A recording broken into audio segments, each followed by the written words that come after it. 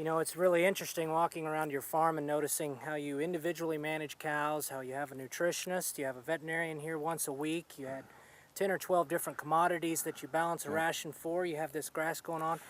How do you keep it all straight? Do you have some standard procedures in place and employees, I guess, involved as well? Yeah.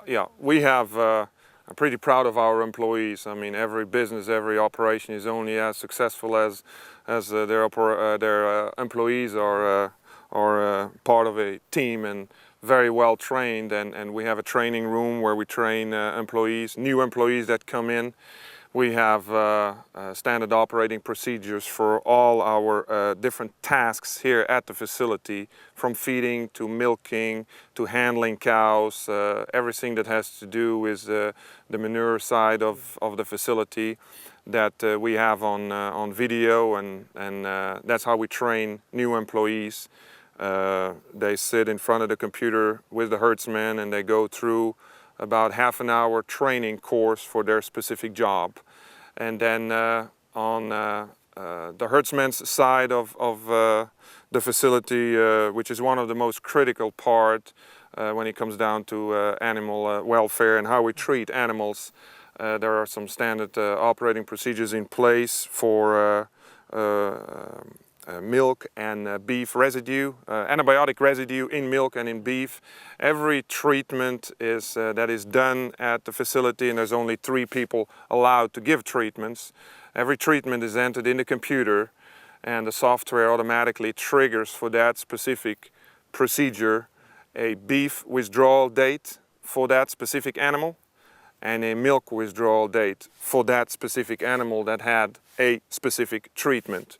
And then the cow is labeled, so if a cow happened to go on the trailer to go to the packing house, the computer flashes and says this cow is not cleared to go for beef. So we have an alarm in place there that is our quality control, so that these things don't happen.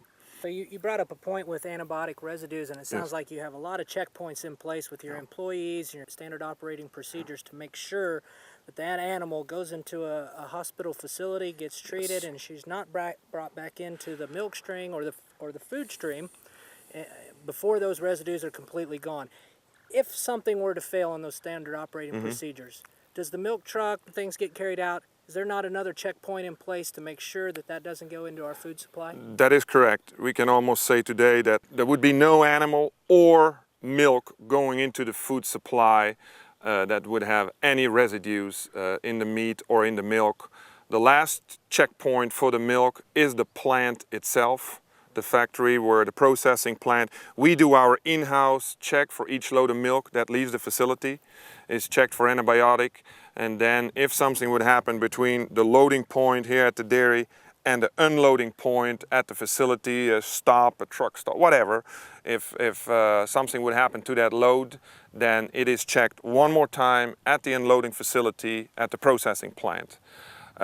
Beef, like I said, first of all, our beef control starts at the facility when medicines come in. Everything is checked on an inventory list so that we know what's in, what's going out.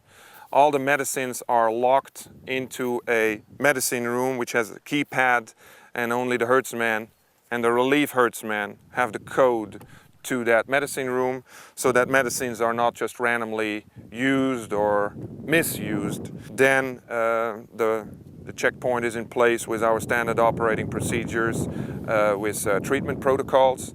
And then when these cows go to slaughter, in the slaughterhouses are checkpoints in place where different tissues are tested for antibiotic residue.